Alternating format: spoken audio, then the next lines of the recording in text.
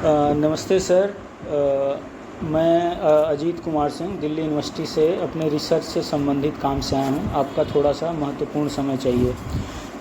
हम बात कर रहे हैं बनारस के प्रसिद्ध डॉक्टर संजय मेहता, जो पैथोलॉजिस्ट हैं और बनारस के प्रसिद्ध रंगमंच कर्मी और निर्देशक भी हैं। बात करते हैं सर से। सर, मैं जानना चाहता हूँ कि बनारस में रंगमंच की स्थितियाँ कैसी हैं। आप बनारस में रंगमंच को किस प्रकार से देखते हैं? हिंदी रंगमंच जी सर। की सबसे पहले शुरुआत काशी में ही हुई। जी। हिंदी रंगमंच के जहाँ तक सवाल है, और इस जहाँ तक अब लेखकों की बात करें, काशी में भारतेंदु हरिश्चंद्र हुए, जो हिंदी आधुनिक हिंदी के जनक माने जाते हैं। जी जी जी। और उन्होंने बहुत सारे नाटक लिखे और अपनी छोटी सी अवस्था में 34 साल की अवस्था उनको थी, उसके बाद उनकी मृत्यु हो गई। लेकिन 34 साल की अवस्था में ही उन्होंने अद्भुत कार्य किए, और उनके नाटक जो थे वो कालजयी नाटक उन्होंने लिखे, जैसे कि अंधेर नगरी। जी। अंधेर नगरी आज 150 साल पहले, 125-150 साल पहले उन्होंने लिखा। जी। एक रात में लिखा। जी जी। लेकिन आज भी वो जो उसका विषय था, जो उसकी बातें हैं, प्रासंगिक, आज भी प्रासंगिक पूरी तरह से। जी सर। कहीं कुछ बदला नहीं। वो बकरी का मरना जी और उसका फरियाद जी आज भी वैसी की वैसी खड़ी है। तो ये उस नाटक को कालजयी बनाता है। जी। 1857 के बाद की नहीं, और बात की है, उसका डेट एग्जैक्ट अभी याद नहीं आ रही है। उस समय बनारस में पहला नाटक किया गया जानकी मंगल। जी। जानकी मंगल यहाँ पे एक कमिश्नर कंपाउंड के पीछे की ओर एक छोटा सा हॉल था। जी जी। वहाँ पे वो सबसे पहले वहाँ पे ये पहला नाटक किया जानकी मंगल। जानकी मंगल। जानकी मंगल। उसके बाद भारतेंदु बाबू ने खुद एक छोटी मंडली बनाई। सर, बनारस में कहाँ पे किया गया था जानकी मंगल? ये कमिश्नर कंपाउंड के पीछे की ओर। अच्छा। मतलब कचे उधर यहाँ पे सारे होटल्स हैं, क्लार्क होटल ये सब है, उसी के पास वो जगह है। तो वो तो टूट गया जी। वो खत्म हो गया। एक छोटा सा थिएटर जैसा था, नाच घर उसको कहते थे। नाच घर में वहाँ पे सबसे पहले नाटक हुआ, ये जानकी मंगल। जी। उसके बाद छोटे मोटे नाटक होते रहे। भारतेंदु बाबू ने खुद एक नाट्य कंपनी बनाई थी। जी। लेकिन उनकी फिर 85 में ही उनकी तो डेथ हो गई थी। उसके बाद ये जो थोड़े बहुत उस जमाने के रईस लोग थे, अपना चौकिया करते रहते थे।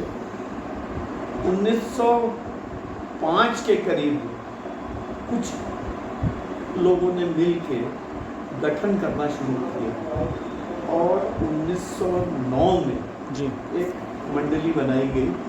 उसका नाम पहले तो भारतेंदु नाटक मंडली था।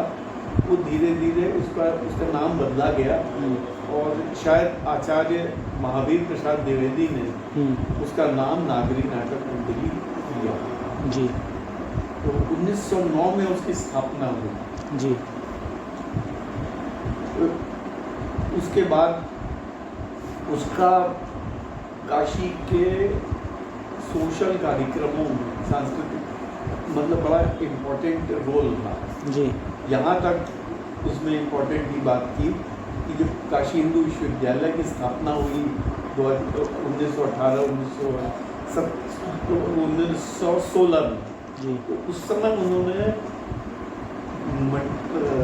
BHU को का फंड रेज करने के लिए एक नाटक किया। शायद उस नाटक का नाम था महाराणा प्रताप। जी। और उसमें शायद 3600 रुपये दिए उस समय। उस नाटक के टिकट लगा के उसमें पैसा दिया गया। बड़े बड़े राजा महाराजा आए थे नाटक में, तो ये कहानी वहाँ से। उसके बाद बनारस के लोगों ने अपनी एक खत्री परिवार था, उन लोगों ने अपनी ज़मीन दी वहाँ पे 1940 के करीब। वहाँ पे स्टेज वाला हिस्सा जो है, यहाँ पे कल आप बैठे हुए तो वहाँ पे जो स्टेज वाला हिस्सा है वो उस समय बनाया गया। 1945 के करीब, 1944 से 45 में पूरी तरह से ये नाटक मंडली जो है, नाटक मंडली ये रजिस्टर हो गई। उसके बाद यहाँ पे नाटक लगातार होने शुरू हुए और बीच बीच में उस समय बहुत ज़्यादा नाटक हो नहीं पाते थे, साल भर में एक नाटक, दो नाटक, इस तरह से चलता था। अब आया 1958 का साल, उस समय 50वां साल जी। उस समय नागरी नाटक मंडली की स्थापना हुए 50वां साल जी। तो स्वर्ण जयंती की गई जी। उसमें हमारे पिताजी भी डॉक्टर थे, वो भी पैथोलॉजिस्ट थे, लखनऊ मेडिकल कॉलेज के ग्रेजुएट थे। वो उनको भी ऐसा ही शौक था और बहुत ज़्यादा शौक था। बनारस के सब लोग उनको जानते हैं, डॉक्टर बालू से। तो उन लोग का ग्रुप एक बन गया था, तो उन लोगों ने जो कि नागरी नाटक मंडली से एकदम पूरी तरह से जुड़ा हुआ था। तो 50वां साल जो है उन्होंने खूब जश्न के साथ मनाया और करीब 90-100 नाटक हर 7 दिन के अंदर बनारस के सारी संस्थाओं ने जुड़ के गोल्डन जुबली मनाई।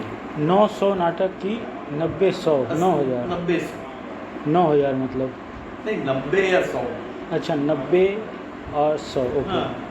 80-90 ऐसे कुछ, मतलब बहुत नाटक किए गए, छोटे छोटे नाटक किए गए। करीब 7 दिन का एक फेस्टिवल था, इसमें बड़े नाटक भी थे, छोटे छोटे नाटक भी थे, सब मिला के करीब 80-90 ऐसे नाटक हुए। उसके बाद फिर इसके पहले की बात है कि नाटकों का जो क्रमशः विकास हुआ है, तो पहले तो पारसी नाटक की होते थे। तो पारसी नाटक बनारस में तो बहुत कम मंडलियाँ थी, क्योंकि पारसी नाटक में बड़े एलॉबरेट सेट्स और ये सब लगते थे जी। फीमेल आर्टिस्ट नहीं होती थी, सब मेल आर्टिस्ट ही होते थे। और बहुत बड़े स्टेज बनाना और बहुत ज़्यादा वो पारसी ढंग से, पारसी थिएटर जो कि सोहराब मोदी और पृथ्वीराज कपूर इन लोग वहाँ चलाते थे, तो वो मंडलियाँ लेके आते थे और यहाँ पे नाटक करते थे। तो इस नागरी नाटक मंडली में भी कुछ किए गए हैं, लेकिन ज़्यादातर उन्होंने और दूसरे हॉल्स जो थे, जैसे दीपक टॉकीज था, नॉवेल्टी सिनेमा वहाँ पे बन गया था, तो वहाँ पे करते थे। तो पहले पारसी थिएटर आया, जो पारसी थिएटर से उसको उसमें लेकिन बहुत ज़्यादा एक मोनोटोनी और एक आर्टिफिशियल टाइप का रहता था, और बोलने की स्टाइल उसकी एक टिपिकल हुआ करती थी। वो एक अलग विधा है जो कि पारसी थिएटर कहते हैं, ये रंगमंच के। उससे धीरे धीरे वो बंगला थिएटर में चेंज होने लगा। पारसी थिएटर बंगला थिएटर में इमोशन बहुत ज़्यादा होते थे, रोना धोना, लंबा लंबा रोना। ये एक बंगला थिएटर, और ये कलकत्ता का असर बनारस के ऊपर तो बहुत आसानी से जल्दी आ जाएगा जी। कलकत्ता से टीवी जो आता है वो बहुत, उसमें बहुत रोना, फैमिली ड्रामा, इस तरह की चीज़ें होती हैं, ओवर इमोशनल होती है। इसका नेक्स्ट स्टेप जो हुआ उसमें रियलिस्टिक थिएटर आ गया। कब सर, किस सन में रहा? ये 40 तक तो थिएटर, 40-45 तक तो पारसी थिएटर चलता रहा। पारसी थिएटर तो क्रमशः वो धीरे धीरे बंगला थिएटर में चेंज होने लगा। वहाँ से फिर वो चेंज हुआ तो रियलिस्टिक, पर 50s में रियलिस्टिक थिएटर शुरू हो गया 1950 के बाद से। 50 के बाद से धीरे धीरे।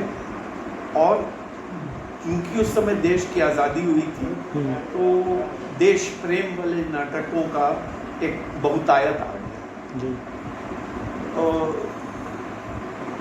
अच्छा, तो समाज कल्याण की बातें बहुत होने लगी थी, जैसे विधवा विवाह, दहेज के उन्मूलन, इस तरह की चीज़ें जो हैं वही चीज़ आप देखिएगा पिक्चरों में भी वही चीज़ें थी। उस तरह की पिक्चरें भी आती थी, जैसे 2 बीघा जमीन आई जी। या 2 आंखें 12 हाथ है, इस तरह की राज कपूर की बहुत सारी मूवीज़ थी। यहाँ से फिर वो सब रियलिस्टिक थिएटर्स में अब एब्सर्ड और थोड़े वो बातें शुरू हो गई। अभी वो इस बीच में वो थिएटर वो भी बहुत बीच पे आ गया। एब्सर्ड थिएटर कब आया था? अभी तो और बात आया जी। वो बात बताएंगे। मतलब real picture, real dramas, social drama, ये ऐसे प्लेस होता है। तो उसमें बहुत सारे अच्छे अच्छे बिल्कुल टिपिकल घर की स्टोरी है जी। उसमें बहुत सारी 60 के दशक के राउंड में अब तो 65 तक इस तरह के आए। इस बीच में जैसे हम लोग ने किया मर्डर मिस्ट्रीज स्टेज पे, अगाथा क्रिस्टी का हम लोग ने 2-3 नाटक किए जो कि हिंदी में ट्रांसलेट करके किए। माउस ट्रैप, माउस ट्रैप जो है वर्ल्ड का सबसे फेमस नाटक है, उसको हम लोग ने किया था, 2-3 बार कर चुके उसको। और विटनेस और प्रोसिक्यूशन, वो भी वर्ल्ड फेमस नाटक है, उसकी पिक्चर भी दोनों की बनी हुई है, वो बहुत चर्चित हुए। माउथ ट्रैप और दूसरा क्या बताया? Witness for the prosecution. अच्छा। ये दोनों अगाथा क्रिस्टी के थे। ये बहुत खूब लोगों ने इसको पसंद किया। इसके बाद इसी बीच में ये ड्रामा शुरू हुए बैले टाइप जी। बैले टाइप के नाटक भी बड़े अच्छे से हुए, जिसमें जो एक बड़ा सक्सेसफुल यहाँ पे लोग ने नाटक किया था शेडी विद्यालय नाटक, गुजरात की एक प्रेम लोक कथा है, उसका म्यूजिकल डांस ड्रामा, वो बहुत ज़्यादा अच्छा बना जी। कुछ हम लोग गुजराती फैमिलीज को बिलोंग करते हैं, गुजरात की कुछ कथाओं पे बड़े सुंदर सुंदर नाटक हुए। इसी बीच 1964 में कैलकाटा की ग्रुप है, मेहता ग्रुप, वो वहाँ के बड़े व्यापारी हैं, उन लोगों से हम लोग से पर्सनल जान पहचान जी। तो उन लोग ने देखा नाटक तो बहुत अच्छा लगा, तो उन्होंने कहा कि हम पैसा देंगे आपके लिए, हॉल बनवाइए जी। तो 64 से लेके 68 तक 4 साल जो है ये नाटक मंडली का हॉल बना। क्या सर? 64 से लेके 68 तक पूरा हॉल बना। अच्छा, ये हॉल और मतलब पूरा रेनोवेट होके पूरा, मतलब हॉल नहीं था वहाँ पे, हॉल बन गया। उसके बाद उसको इंटीरियर डेकोरेशन ये सब करते कराते 1972 में एकदम फिनिश फॉर्म में। फिर वो धीरे धीरे ड्रामा के तरह के विभिन्न रूप सामने आ रहे थे। एब्सर्ड नाटक की जहाँ तक बात करेंगे, पहला एब्सर्ड नाटक जो विश्व थिएटर में माना जाता है वो waiting for Godot ji.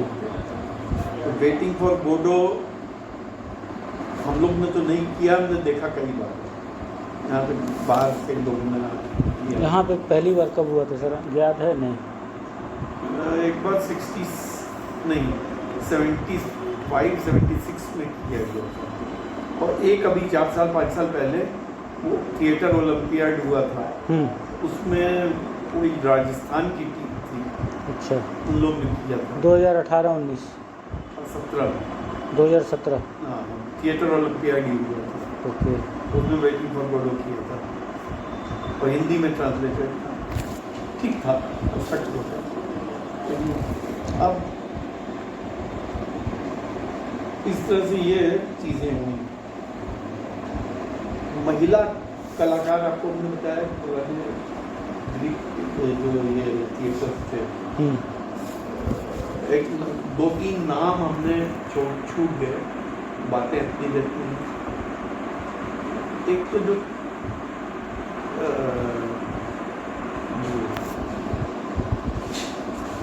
Farsi theatre ji Farsi theatre की जितनी भी कुछ बड़े इम्पोर्टेंट प्लेज हैं, सब जो हैं वो बनारस के एक लेखक थे, आगा हश्र कश्मीरी जी। वो चौक थाने के पीछे उनका घर हुआ करता जी। आगा साहब ने वो एक बड़ी लंबी लिस्ट है जो उन्होंने लिखी है आगाश जी। और फारसी थिएटर की वो रीढ़ की हड्डी बन गए थे। इवन बॉम्बे में जो पिक्चरें बनी है बहुत सारी, वो आगा साहब की स्टोरी बनी है, जैसे यहूदी की लड़की, ये एक ही स्टोरी पे बनी है। यहूदी में तो दिलीप कुमार और मीना कुमार जी। और इस तरह के रुस्तम सोहराब, इस तरह से उन्होंने बहुत ही सुंदर सुंदर उनके प्लेस थे, और वो इतने इम्पोर्टेंट हो गए थे क्योंकि उन्होंने जो भाषा यूज़ की थी वो इतनी बढ़िया यूज़ की थी कि वो आम जुबान में जी। उसके डायलॉग यूज होते हैं। तुम्हारा खून खून हमारा खून पानी है, ये बहुत फेमस डायलॉग है। इस तरह के बहुत सारे डायलॉग उनके जो हैं वो आगाश साहब के हैं जी। और आगाश ने हिंदी सिनेमा और हिंदी फारसी रंगमंच उसके वो पूरे इम्पोर्टेंट स्तंभ थे। उन्होंने शेक्सपियर की जो बहुत सारी चीज़ें थी उसको हिंदुस्तानी उसमें कर दिया। रुस्तम सोहराब की स्टोरी लेके उसको ग्रीक थिएटर की स्टोरी लेके उसको कर दिया। अच्छा, ग्रीक थिएटर से इंस्पायर है रुस्तम सोहराब? नहीं, वो तो इधर ईरान की कहानी है। अच्छा, ईरान की कहानी है। बाप बेटे थे ना, रुस्तम और सोहराब। सोहराब लड़का था और रुस्तम बाप था। बहुत बड़े वॉरियर थे, लेकिन कब ये बात हुई कि तुम्हारे लड़के की मौत जो है तुम्हारे हाथों से होगी। वो वहाँ के किंग थे, बोले कि हमारा लड़का हमारा मर्डर करेगा, ऐसे ये भविष्यवाणी हो गई थी। तो इससे बचने के लिए उसको अलग किया। वो अल्टीमेटली उसको पहचान नहीं पाए, वो लड़ाई हुई, वो मार दिया अपने लड़के को। खैर वो सब तो आप पढ़िए तो उसको बड़ा आनंद अच्छी। उसके ऊपर बड़ा famous the ballad of Rustam and Sohrab करके एक पोइट्री है, लंबी पोइट्री जिसकी है सोहराब एंड रुस्तम करके। इंग्लिश पोइट्री है, बहुत फेमस।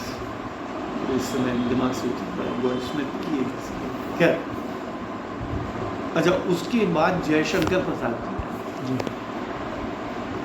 प्रेमचंद जी थे ज़रूर, उनकी कहानियाँ थी। उन्होंने खुद ड्रामा बहुत कम लिखे, 1-2 ड्रामा उन्होंने लिखे, लेकिन वो अनुदित थे। एक मॉरिस मेटरलिंग का ड्रामा था अंधों का द्वीप, उसको उर्दू में ट्रांसलेट किया, अंधों का द्वीप। मॉरिस मेटरलिंग नोबेल प्राइज मिली थी, उस पे ये लिखी है अंधों का द्वीप। प्रेमचंद ने लिखा, प्रेमचंद जी ने उसको ट्रांसलेट किया। लेकिन जयशंकर प्रसाद जी ने भारतीय संस्कृति, भारतीय जो सारी वो जी कहानियाँ और हिस्ट्री को लेते हुए जी बहुत सारे नाटक लिखे, जिसमें ये एक आरोप लगता था कि वो स्टेज पे करना जो है, प्रसाद जी के नाटकों को स्टेज पे करना जरा दुश्वार। लेकिन बात 72 में यहाँ बनारस में कानन जी आए जी, उन्होंने चैलेंज से चंद्रगुप्त किया जी। उनका सबसे फेमस नाटक जो उन्होंने खुद कहा कि वो हमारे नाटक, क्योंकि उस समय बिना सेट के नाटक होते नहीं थे जी। तो जैसे चंद्रगुप्त में बार बार स्टेज बदलना है, तो वो संभव नहीं होता था, वो कंसेप्ट नहीं था कि ओपन स्टेज पे हो जी। और एक रिप्रेजेंटेटिव स्टेज पे हो, तो इस तरह का नहीं हो पाता था, वो कंसेप्ट नहीं था। वो कंसेप्ट जब वेस्ट से आया कि आपने ये ऐसे एक स्टूल रख दिया, इधर एक ऊंचा स्टूल रख दिया, तो ये राज सिंहासन हो गया, ये ऐसा हो गया, तो इस तरह के कंसेप्ट्स जो थे ये तब तक नहीं आए थे। तो उनका इस खुद ही उन्होंने कहा कि मेरे नाटक जो है अभिनय है। बाद में जो उन्होंने उनके एक लास्ट नाटक था ध्रुव स्वामिनी, उन्होंने उस स्टेज के हिसाब से लिखा है। तो ध्रुव स्वामिनी तो अनगिनत बार हो चुका है, और ध्रुव स्वामिनी 3 सेट उसमें स्टेज चेंज ही करना पड़ता है, उसमें बस एक बार थोड़ा सा चेंज होता है। तो ध्रुव स्वामिनी ये नाटक जो है ये फीमेल ओरिएंटेड प्ले हम कहते हैं जी, क्योंकि ध्रुव स्वामिनी वो उसमें देखिए बड़ा इम्पोर्टेंट बात ये है कि एक अगर राजा या एक आदमी अगर उचित नहीं है तो उसकी बीवी उसको डाइवोर्स कर सकती है। रामगुप्त जो थे, उसका जो जिससे शादी हुई थी, वो दारू पीता रहा, बहुत व्यूमनाइजर था, इस तरह का था। लेकिन और जब शकटार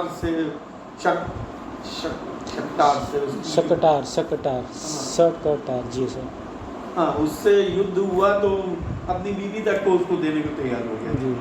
और उसको चंद्रगुप्त ने बचाया। तो फिर अंत में ये दिया गया वैदिक डिसीजन ये दिया गया कि अगर इस तरह का हस्बैंड है तो उससे छोड़ के आप दूसरी शादी कर सकते हैं। तो ये चंद्रगुप्त स्कंदगुप्त किया उनका नाटक है, अजातशत्रु उनका नाटक है।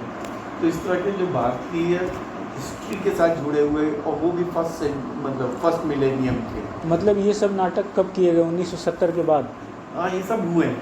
स्कंदगुप्त हो चुका है, चंद्रगुप्त हो चुका है, ध्रुव स्वामिनी हो चुका है, अजातशत्रु हो चुका है, जन्मेजय का नागयज्ञ हो चुका है।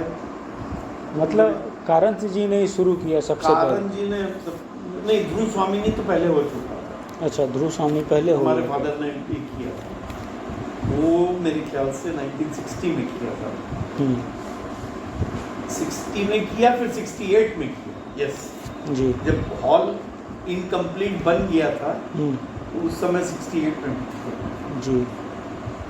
ध्रुव स्वामिनी तो किया जी, लेकिन उसके बाद इसका चैलेंज लेके इन्होंने चंद्रगुप्त किया। और उसी के 2 साल बाद हम लोग गए थे देखने, कलकत्ता गए थे। कलकत्ता में ये नाटक चंद्रगुप्त किया, उस लेवल का हो नहीं पाया जितना कि सुंदर कारणजी ने जी। कारणजी की बहुत ही अच्छा। तो आपके पिताजी ने कलकत्ता में किया था? नहीं, वो तो किसी और का गए थे, तो हम लोग नहीं देखा था। अच्छा, हम लोग यहाँ से पूरी टीम लेके गए थे, भारतेंदु के नाटक, 4 नाटक एक साथ। तो आपने कहा कि 1960 और 68 में ऑलरेडी आपके पिताजी ने ध्रुव स्वामिनी किया था? उन्होंने वो बहुत सारे प्लेस किए हैं जी जी। फिर मेरी जहाँ तक बात है तो हमने शुरुआत की तो वो डॉक्टर प्रतिभा अग्रवाल का बड़ा फेमस नाटक है बड़ी बुआ जी, कॉमेडी प्ले है। बड़ी बुआ जी? बड़ी बुआ जी जी। मैंने वैसे छोटे छोटे करके बहुत सारे नाटक किए, लेकिन इसमें इम्पोर्टेंट जब थोड़े वयस्क होने के बाद बड़ी बुआ जी किया, बड़ा अच्छा कॉमेडी थी। अब लोगों ने हंसते हंसते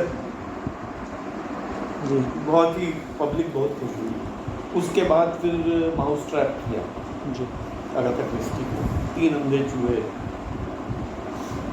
उसके बाद इब्सन का एक बड़ा इम्पोर्टेंट नाटक है, वो 100 साल हुआ था उसी साल उसको लिखे हुए, और जल प्रदूषण पे के साथ जुड़ा हुआ नाटक है। तो वो नॉर्वे में लिखा हुआ नाटक है, आज भी समीची नाटक। उसका नाम है an enemy of the people, जनता का दुश्मन। और ये इतना इम्पोर्टेंट नाटक माना जाता है enemy of the people. Satyajit रे ने भी इसके ऊपर एक पिक्चर बनाई थी, रणशत्रु। तो ये सत्यजीत रे की पिक्चर है, वो अच्छी नहीं लगी। और ये हम लोग का सक्सेस, बहुत सक्सेसफुल नाटक हुआ, हम 3-4 बार कर चुके हैं इसको। फिर बली का बकरा और बहुत सारे जब मौका लगा, इधर ही इधर हमने अभी 3 बार, एक वो निर्मल वर्मा की कहानी है, उसमें एकल अभिनय है पूरा, 1.5 इंच ऊपर, वो 1 घंटे का प्ले है, वो एकल अभिनय है पूरा। वो मैंने किया अभी 1.5 साल पहले, वो कोरोना के बाद की बात है। स्टेज पे हम अकेले तो नाटक करते हैं, उसका भी डायरेक्शन एक हमारे मित्र थे, उन्होंने थोड़ा किया था, लेकिन फिर बाद में उसको हमने पिकअप कर लिया।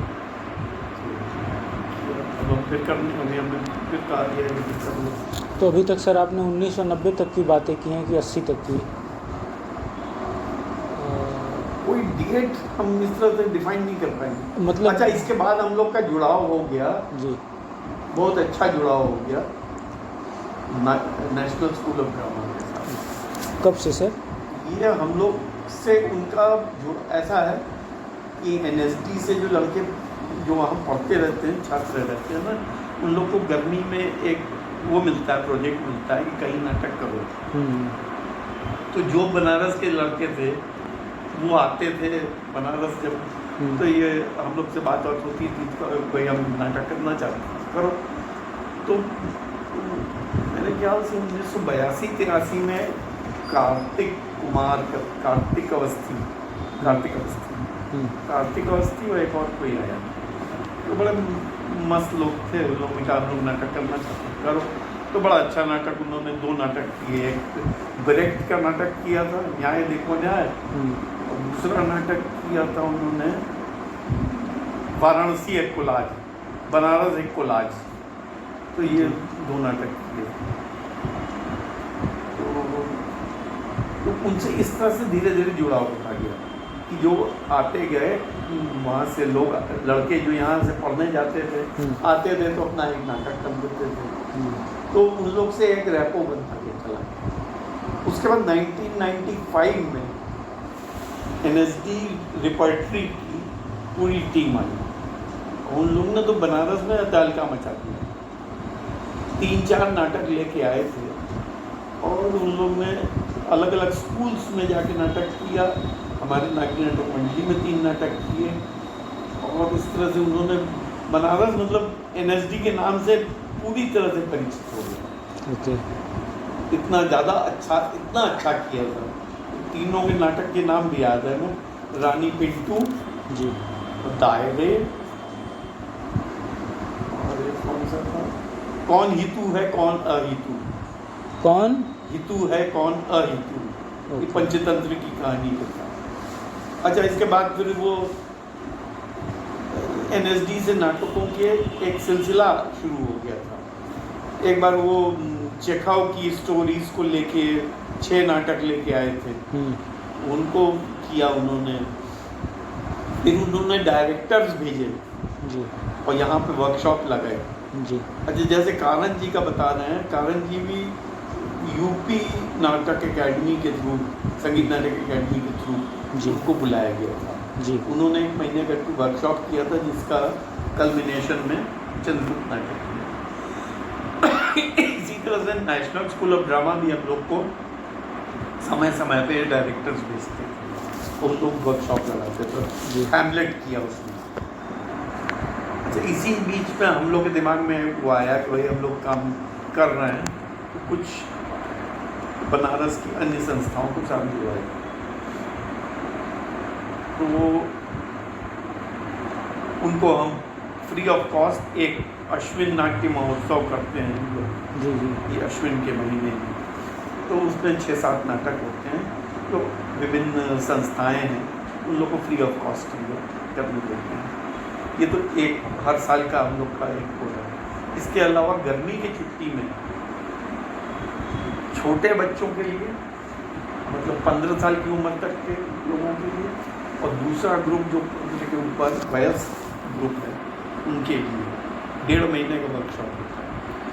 उसमें नाटक की विभिन्न विधाओं के ऊपर करते हुए एक नाटक डेवलप करते हैं और एक नाटक करते हैं बच्चों के लिए अलग, बड़े लोगों के लिए। तो ये ग्रीष्मावकाश में नवांकुर नाम से वो नाटक पूरा 1.5-2 महीने हम लोग बिजी रहते हैं। तो कोई भी डिपेंड करता है कि अब की बार चलो तुम कर दो नाटक का निर्देशन, आप लोग 2-3 लोग मिलकर करेंगे। आप खुद भी कर लेते हैं, कभी NSD से कोई लड़का आ जाता है, कोई वहाँ से डिप्यूट हो जाता है, तो ये हो जाता है। अच्छा, इसके पहले एक चीज़ चलती थी जो कि बंद हो गई 1975 से लेकर करीब 1995 तक, 14 नवंबर के अराउंड एक स्कूल फेस्टिवल करते थे, तो उसमें विभिन्न स्कूल्स को इन्वॉल्व करते थे। तो उसमें सब अपना अपना स्कूल्स का नाटक लेके आते थे जी। और उसमें क्या होता था, उस प्राइज रखी जाती थी, फर्स्ट सेकंड थर्ड, तो उसमें आपस में जरा कलह होने लगी, हमको नई प्राइज मिली, इसको क्यों दे दी गई, मतलब उन लोग आपत्तियाँ, अननेसेसरी आपत्तियाँ जैसे होती हैं ना फर्स्ट प्राइज सेकंड प्राइज के लिए। तो धीरे धीरे अच्छा फिर वो ग्रुप ख़त्म हो गया जो उसको ऑर्गेनाइज करता था, मतलब हर आदमी अपना कहीं बिजी हो गया, तो इंटरेस्ट ख़त्म हो गया, तो वो कार्यक्रम जो है ख़त्म हो गया। अब लेकिन इस बार फिर हम लोग कोशिश कर रहे हैं कि नवंबर में स्कूल की प्रतियोगिता नहीं करेंगे, स्कूल की तरफ से कुछ प्रदर्शन करेंगे। तो बातचीत चल हो गई है, तो 2-3-4 स्कूल को के नाटक आएंगे जी। अच्छा, अब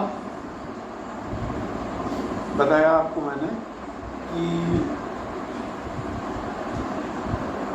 ये आकाश के जो पारसी थिएटर वाली फेज में लड़कियां स्टेज पे नहीं आती, आदमी ही लड़की के वेश में करता है।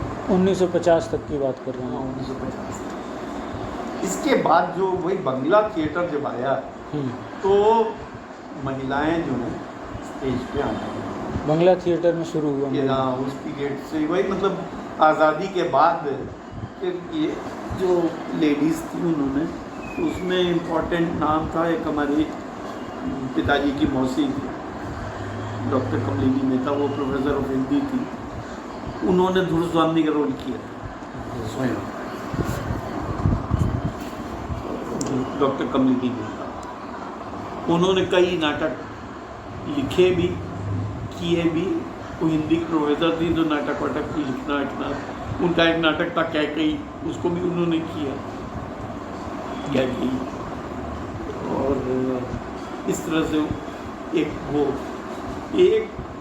महिला थी बेला बोस जी, बेला गांगुली,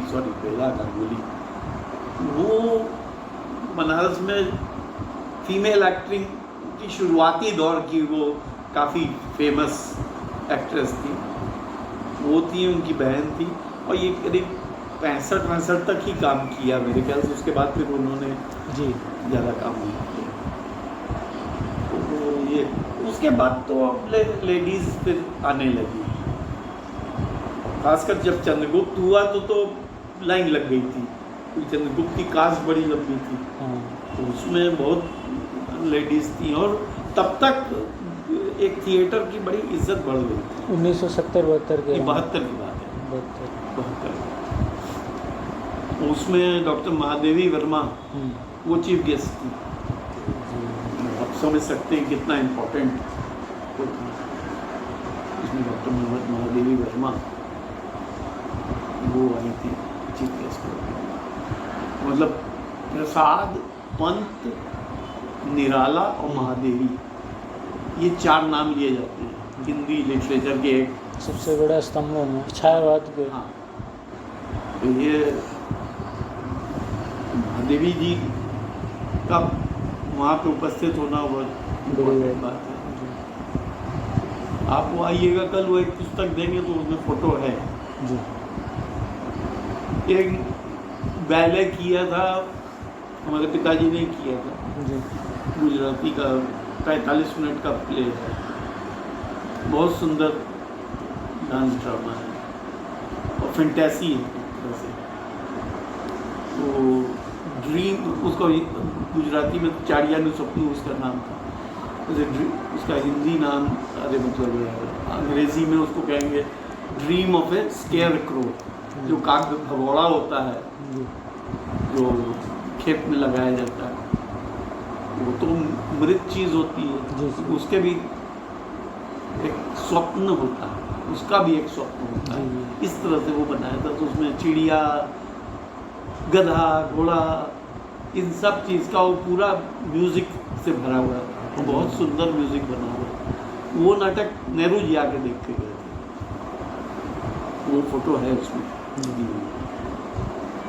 उसमें आपको कल आओगे तो दे देंगे वहाँ पे, ये उसमें नागरिक मंडी की हिस्ट्री पूरी एक छोटा सा कंपाइल किया था। हमारा ये 100 साल जब हुआ था 2009 में, जी जी, तब हम लोग ने किया था। जी सर। तो 100 साल हुआ तो हिंदी का एकमात्र, विश्व में का एकमात्र रंगमंच है हिंदी रंगमंच जो जीवित है, नागरी नाटक मंडली। अब वैसे इतना पुराना कोई नहीं। कोई नहीं है। अच्छा सर, ये पिछले 20-30 सालों में बनारस में रंगमंच की स्थिति कैसी रही है? पहले तो आप बता रहे हैं अच्छी थी, अभी पिछले 20-30 सालों में कैसी रही है? अब 20-30 साल में एक तो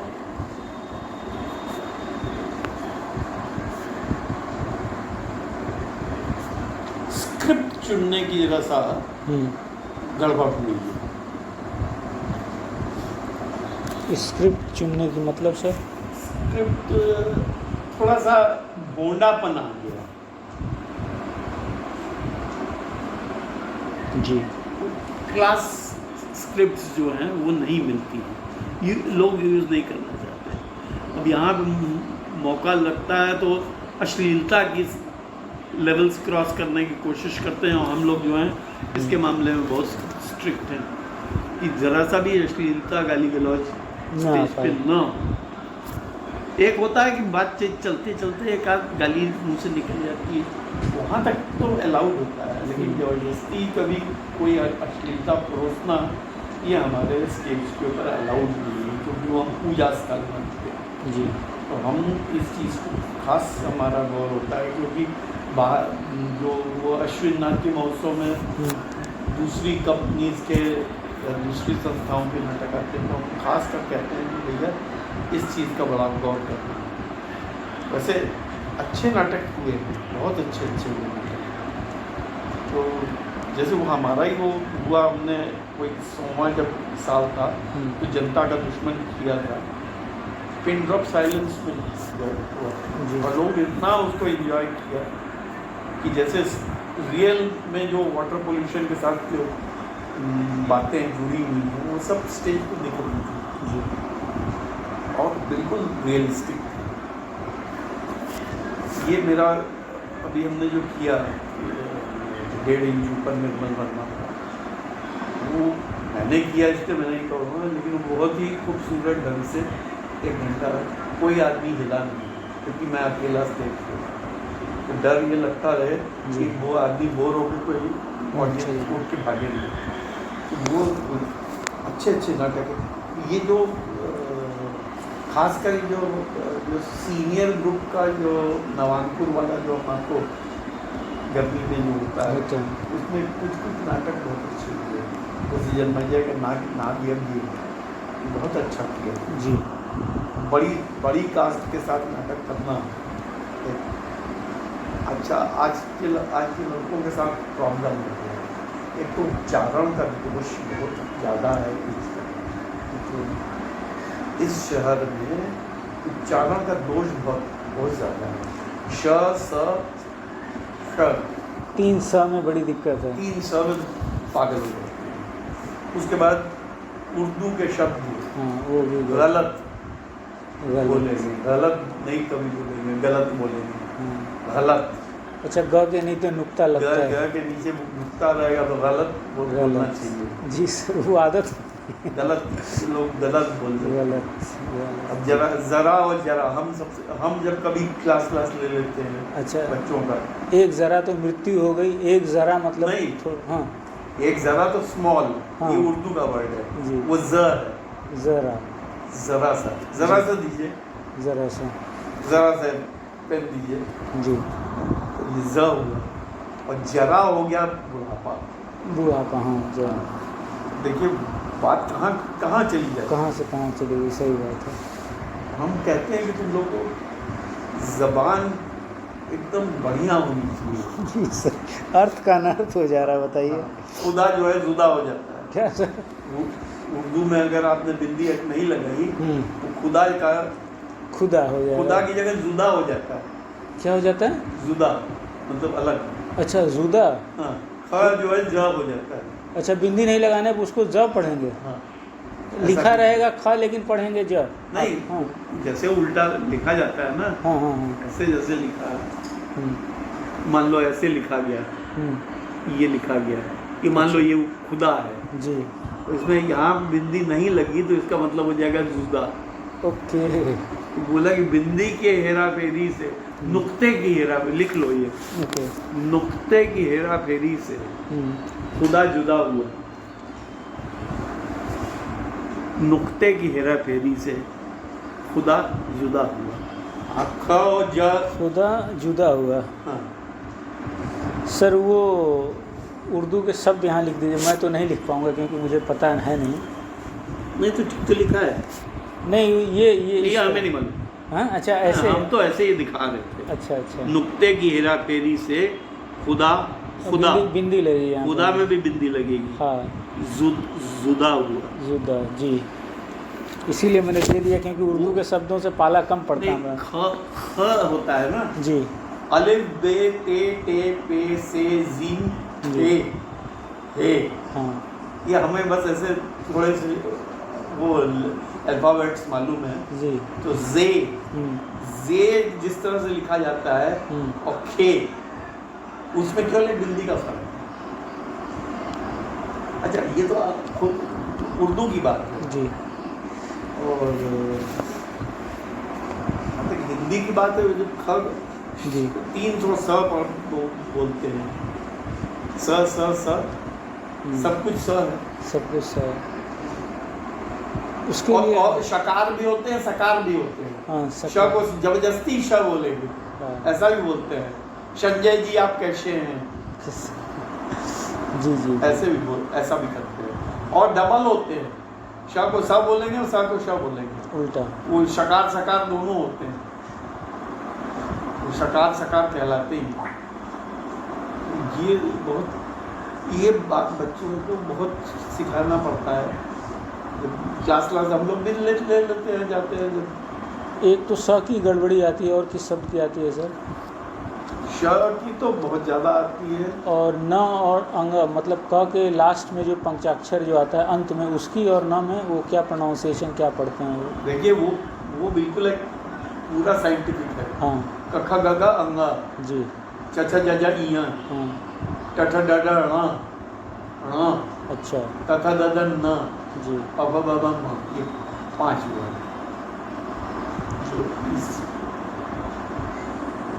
अब लिखना ही साला गलत हो गया है ना। गंगा कैसे लिखेंगे, अब कैसे लिख के दिखाइए। गंगा पे देखिए, अब पहले चंद्र बिंदु लगाते थे, अब नहीं लगेगा। अब सिंपल ग के ऊपर बिंदु लिखा ही नहीं जाता। उचित जो आप, अच्छा पुराना वाला आप सर अभी चेंज हुआ है, इसमें नया वो आया ग। अच्छा, ये वाला आप बोल रहे हैं, लेकिन सर अब कंप्यूटर ये ओरिजिनल ये होना चाहिए। हाँ, लेकिन अब कंप्यूटर की सहूलियत के टाइपिंग के लिए वो शब्दावली विभाग ने परिवर्तन कर दिया है, तो वो होता है जो चाहे करें। हाँ, तो हिंदी शब्दावली साइंटिस्ट विभाग जो है, वैज्ञानिक कुछ करे, लेकिन उचित जो है ये, हाँ, ये ऐसे लिखा, ये पुराना वाला मैं समझ रहा हूँ आप जो बोल रहे हैं। और वो जो है क वर्ग में अंगा लगेगा जी, च वर्ग में हाँ इया लगेगा। हाँ जैसे संजय हम लिखते हैं, जी जी तो जी संजय कैसे लिखेंगे? जी। लेकिन सर इसको गलत भी नहीं माना जा रहा, अब इसको दोनों को स्वीकार कर लिया गया। स्वीकार करना एक अलग बात है, संजय ये लिखा जाएगा। जी जी। तो क वर्ग में अंगा, च वर्ग च च ज ज ई, ट। अच्छा ठंडा जैसे लिखना है तो ठ। अच्छा ये वाला। अब लिखा क्या जाएगा? गंगा, संजय जी। अब ऐसा लिखा ये कामचोरी, मतलब इसको इसको स्वीकार कहते हैं कामचोरी। कामचोरी सर जी ठंडा जी। ककंग अंग जैसे ये न तो द न। अब त वर्ग में जब कोई अंत जैसे लिखना है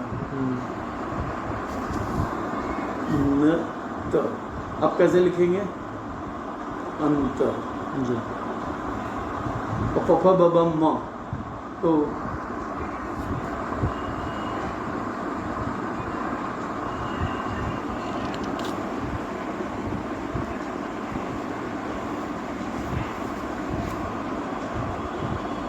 अंबर।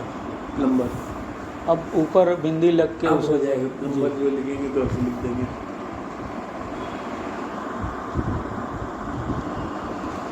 सर एक महत्वपूर्ण सवाल ये है, अब आप सवाल पूछिए। सब जी। हम तो अभी तक हम ही बोल रहे थे कि नाट्य निर्देशिकाओं के आने से, नाट्य निर्देशिकाएं महिलाएं, हाँ उनके आने से कोई फर्क नहीं पड़ा। अच्छा बहुत ही कम है। शुभ्रा है जी, और शुभ्रा है, थोड़ा सा ये सुमन पाठक जी कुछ कर लेती है, बच्चों में करवा लेती जी। है। और स्कूल में लड़कियां कुछ वो कर लेती हैं। मतलब इनके आने से किसी चीज़ में, मंचन में, कथा वस्तु में, कहानी में, टेक्स्ट में, या महिलाओं की चीज़ों को प्रेजेंट करने में कोई फ़र्क नहीं पड़ा? आप ये बोल रहे हैं कोई फ़र्क नहीं पड़ा? जी सर। अच्छा हाँ बोलिए। चीज़ें ये है ना, आजकल ड्रेस वेस का कोई बहुत गंभीरता से नहीं मिलता है। जी ड्रेस। मुझको याद है ध्रुव स्वामिनी जब 68 में हो रहा था, तो पिताजी ने, मैं तब 10th क्लास में था, पिताजी ने हमसे कहा था कि तुम्हारे स्कूल में जो लाइब्रेरी है उसमें उसके पीछे वसंता कॉलेज है, मतलब बड़ी लड़कियों का वो है, वहाँ की जो लाइब्रेरियन थी हमारी बुआ लगती, तो बोले उनके पास चले जाना, वो उनको किताब देंगी, हमसे बात करेंगी, किताब देंगी ले आना। और वो वहाँ से किताब मंगवाई, वो या चंद्रगुप्त होता था तब की बात है जी। तो बोले कि वो उसमें वो फोटोग्राफ्स वाली किताबें हैं जी। ग्रीक फोटोग्राफ्स दिखानी थी, वो लेना था जी जी कि वो मूर्तियाँ उनकी देखनी थी, तो उसकी तरह से उन्होंने, वो कारण जी ने उनसे कहा था जी। तो वो, क्योंकि उसमें सेलुकस का रोल है और सेलुकस की लड़की है उसमें। जी जी जी। क्या नाम था? क्लॉडिया, ध्यान नहीं आ रहा सर, जो भी था, अचानक से। हाँ। तो वो उसकी लड़की का ड्रेस कैसा पहना जाएगा, इसके लिए वो मेहनत की गई थी कि किस तरह का ड्रेस। आज ये बात नहीं करते। अब क्या है कि बिकाने भी रहेगी तो बनारसी साड़ी पहन के शुभ्रा जी करती जी। शुभ्रा हमारी बहुत वो है अच्छी मैम तो परमानेंट एम्प्लॉय है यहाँ पर, शिक्षण हाँ, प्रोफेसर। लेकिन वो रानी लक्ष्मीबाई का जब रोल उन्होंने किया जी तो बनारसी साड़ी पहनी, चोट लगती है, ड्रेस है, मेकअप है, मतलब उस पर काम करना था, ड्रेसअप पे। कोई भी करता है। अच्छा सर, अननेसेसरी लाइट वो देने लगते हैं, unnecessary loud mic, loud music. Music जो है वो आपको सुनाई नहीं देना चाहिए, म्यूजिक जो है फिलर की तरह यूज होना चाहिए। मतलब सर? अगर म्यूजिक आपने कहा कि हाँ म्यूजिक बहुत अच्छा लगा, इसका मतलब आपका फेलियर हो गया, म्यूजिक ने ओवर पावर कर लिया है आपके नाटक। ओके। देखिए ये आप बनारस के हैं कि नहीं? नहीं सर, मैं दिल्ली से हूँ। नहीं, रहने वाले कहाँ के हैं? सर प्रयाग में पैदा हुआ हूँ लेकिन सेटल्ड दिल्ली में हूँ। दिल्ली में जैसे ठंडाई होती है। जी होती है। ठंडाई होती है ना, वो बनारस की ठंडाई जैसी ठंडाई कहीं नहीं मिलती है। उसमें जितनी चीज़ें होती हैं, क्योंकि वो उससे वो एलिगरी रूपक हम आपको जी।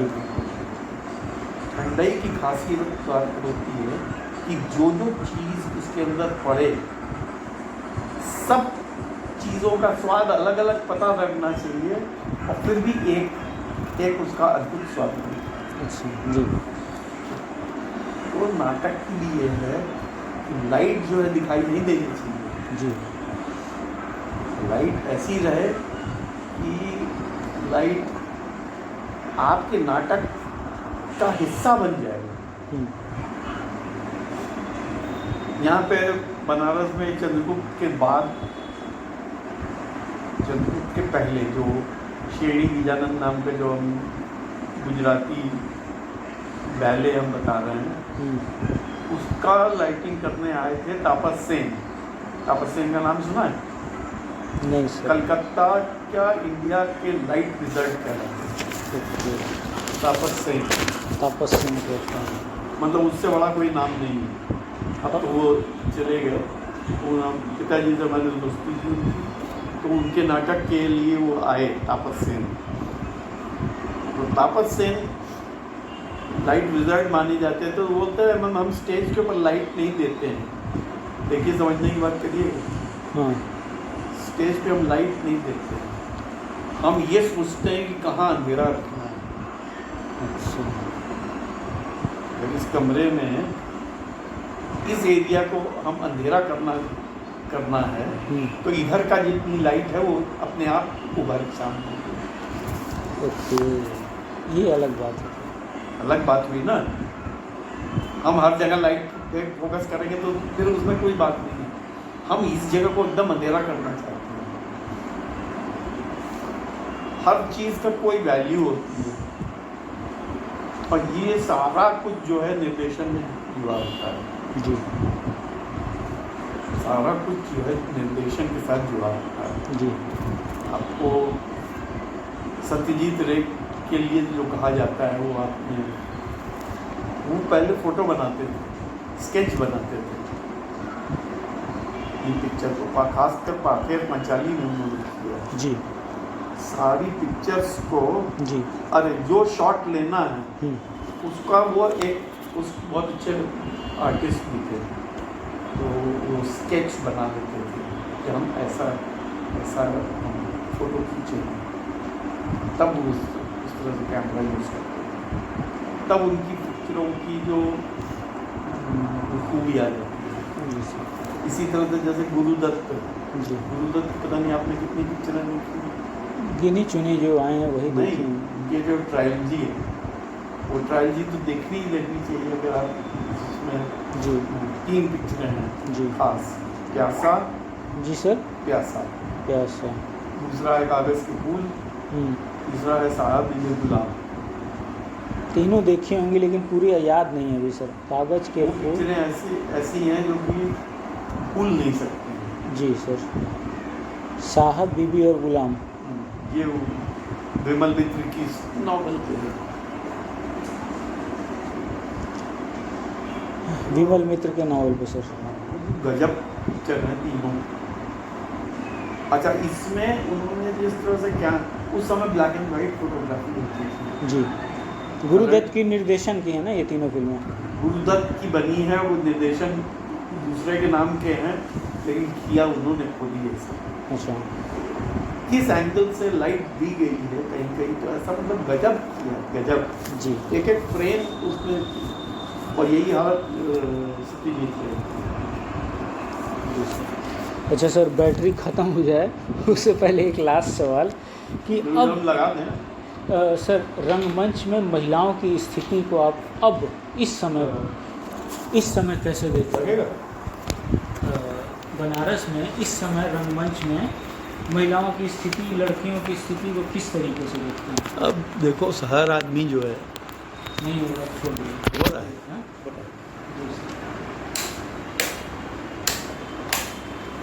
अब हाँ जी सर, हो रहा है। हाँ, तो 27% है यार। चाहिए यहाँ पे देखिए, चार्जिंग से 27%। हाँ, अब बनारस में महिलाओं की स्थिति। अब देखिए, पूरा जो महिलाओं की स्थिति ये है कि गिनी चुनाई महिलाएं हैं अभी भी। हाँ, और उनका जो है लिमिटेड वो है। आज सबसे बड़ा जो प्रॉब्लम, महिला हो चाहे पुरुष हो या लड़का हो या लड़की, पढ़ाई नहीं करते। पढ़ाई न करना जो है बहुत गलत बात है। मतलब लड़कियां भी कमी है अभी रंगमंच में, आप ये बोल रहे हैं? ज़्यादा नहीं है, वही गिनी चुनी है, घूम फिर के वही लोग अपना 5, 6, 7 तो है, उन्हीं को घुमा फिरा किया जाता है। और इस समय सब लोग जो है रंगमंच को कोई इम्पोर्टेंस नहीं दिया जा रहा है। इम्पोर्टेंस क्या दिया जा रहा है कि इसको एक स्प्रिंग बोर्ड बना दिया गया है, समझे? और वो स्प्रिंग बोर्ड ये है कि तुरंत कहीं हमको कोई एक सिनेमा मिल जाए या कोई ऐड मिल जाए या कोई क्या कहते हैं आजकल बहुत सा OTT प्लेटफॉर्म पे कुछ मिल जाए या सीरियल मिल जाए। तो पर्पस ये है कि हम सीखना नहीं है, जल्दी से जल्दी हासिल करना है, ये हासिल करना है। नाटक आज भी हम स्टेज पे जब जाते हैं तो एक बार पैर कांपते हैं, क्या होगा, भी होता है आज तक। अब हमारा जैसे वो अभी करना है 1.5 इंच ऊपर, आज ही हमसे कहा गया कि करना है आपको, सब करना है। तो अब दिमाग में घूमना शुरू हो गया है, अब उसको कैसे चेंज करना है। हर बार एक ही चीज़ नहीं चेंज करने का दिमाग में, अब वो घूमेगा धीरे धीरे। और जैसे ये एकल स्थिति क्या है, इससे ह्रास हो रहा है, रंगमंच का खराबी हो रही है। वो हम जब डायरेक्शन जब करते हैं, हम कहते हैं कि पूरा नाटक हर आदमी को, हर पात्र को, आपका 4 ही लाइन का रोल है, लेकिन आप पूरा नाटक आप कम से कम 10 बार पढ़िए, तब आपको उसका अंदर फील आएगा। तो आपको बार बार पढ़ना पड़ता है कि किस रेफरेंस में आपने ये 4 डायलॉग बोले। वो ये मेहनत और ये जो रियाज है खत्म हो गया है। देखो, रट के नाटक नहीं करना है, रट्टा मार के लोग बोल देते हैं तो वो मज़ा नहीं आता, रट्टा नहीं मारना है। और आज लोगों का भी यही हो गया, रट्टा मार के आप उसमें कोई, आप जिसको कहते हैं परम्यूटेशन कॉम्बिनेशन जो दिमाग में होता है वो नहीं होगा। आप एक जैसे सितार बजा रहे हैं तो आपको सिखाया गया है कि यहाँ दबाना, यहाँ दबाना, यहाँ दबाना, यहाँ दबाना। आप 4 बार जब बजाइएगा हमेशा वही 4 जगह बजे, उसमें कोई खूबसूरती नहीं है। पहली बार अगर आपका जो अपना दिमाग दिया किस लिए भगवान ने कि पहली बार वाले को ऐसे ऐसे खींच लो, फिर ऐसे ऐसे खींचो, फिर ऐसे चेंज करो। इस सारे ग म जाना है तो सा ग रे ग म जाना है, तो मतलब उसको परम्यूटेशन कॉम्बिनेशंस आप मेहनत करिएगा तभी आप मिलेगा। तो ये सब बातें बहुत इम्पोर्टेंट है। रियाज की कमी और टेक्स्ट नहीं पढ़ते, टेक्स्ट नहीं पढ़ते जी।